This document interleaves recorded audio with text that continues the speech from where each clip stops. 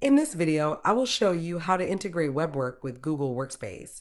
This integration allows you to import members from Google Workspace to your WebWork workspace instantly. Let's get started.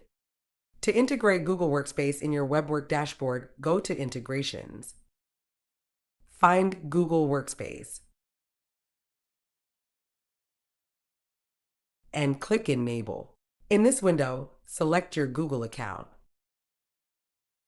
Check the necessary permissions required.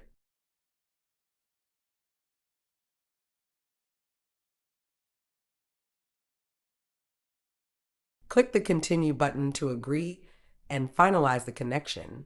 Now you should see all users from your Google Workspace. Select those users you want to import to WebWork and click Import. To sync members in both workspaces, go to Sync Settings. When AutoSync is on, whenever you add members to Google Workspace, they will be automatically added to your WebWork workspace as well. If you turn on Auto Remove, whenever you remove members from Google Workspace, they will be removed from WebWork as well. To unlink the integration, go to the Sync Settings tab and click Unlink Integration in the top right-hand corner. That's it. See you in the next video.